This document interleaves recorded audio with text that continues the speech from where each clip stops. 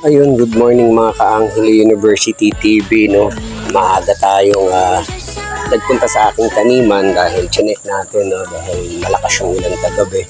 So ito nga, no? Bumagsak yung aking saging at syempre, ang ating maisan. Check natin kung may bunga. Tara, samahan niyo ako guys. So yan nga, no? Bumagsak yung ating sagingan, no? So tinikuran natin siya, no? Dahil sa lakas ng hangin at ulan. So ito yung ating mais, no? Meron na siyang bunga. So check natin yung ating bunga, no? So ito na yung bunga. So ito, ayan. Ayan, may mga bunga na, no? Nakakatuwa lang kasi yung ating tanim talagang, ayan, no? Meron na siyang bunga. Wow! So meron siyang 3 sa isang puno. Alright. So kung may 3 sa isang puno, so makaka-harvest tayo nito tsaka makakakuha tayo ng punla. So ito na nga, no, yung ating tanim, no, yung kangkong natin, lumaganap na siya. So dumami na naman yung damong ating liligpitin. Nakpo, aking papaya. So medyo hindi ko nababa ito, no. So ito ginulayan natin, no. Ito yung sinatawag na ulokbat, saluyot. Ayan yung ating sagingan, malaki na, no? Yung kangkong natin, lumago na din.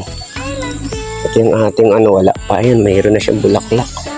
Yung mga mais natin, mayroon na siyang bunga.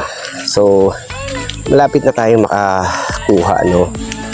At dito, pasyalan naman natin yung ating, guys, ating ibang taniman dito. Tara, sa maaga kong pagtungo dito sa aking taniman, ito na yung ating makikita, no? Lalaki na ng mga damo. So yan, ito may kangkungan din tayo rito, maluwag na rin, kaso lang nasapawan na ng damo. Check naman natin yung ating ampalaya. So ito yung mga saluyot natin, so yung ating ampalaya bumagsak dahil sa lakas ng ulan, no? So syempre iayos natin. Ang mga damo, ayos na lang natin para manumbalik sila sa kanilang pwesto.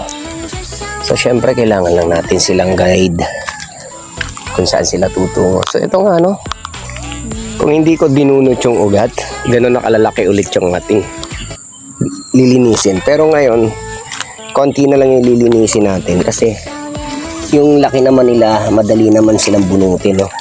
Malambot pa yung lupa dahil umulan, no? So yun guys, tara, samahan nyo ako magpapawis dito sa aking taniman, no? Tayo'y maglilinis at lumaki na talaga yung mga damo, nasapawan na yung aking mga kangkungan. So yung mga kangkong natin guys, meron na talagang no, kasamang mga kuan. Ito ligaw na to eh. So tanggalin natin yung mga ligaw ng mga tanim na nagsipaglakihan na. Daming madami siyang makahiya. So yung makahiya ang mahirap nating kalaban dito sa pagbubunot. So now, tara, mag-enjoy tayo habang wala pa yung ulan. Mag-enjoy tayo sa pagbubunot. So ito yung nabunutan natin kahapon. Hindi na siya ganun ka pero meron pa siyang mga makahiya. Itong gusto kong anuhin kasi yung makahiya, ito masakit sa kamay, no? So dinadahan-dahan natin para maalis, mawala sila. Habang malambot pa yung lupa, go natin nabunutin sila para hindi sila dumami dito sa ating area. Yan.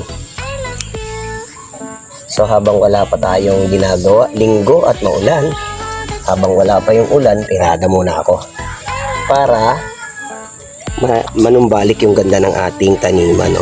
So yung taniman ko, syempre iniingatan natin yan dahil pinaghihirapan natin yung pwestong malinisan. So nung malinis na siya, dadami ulit. So linisan ulit natin, no? Dahil hindi kami makaakyat sa bundok, sa tanay, no? Dito muna ako sa aming kabundukan.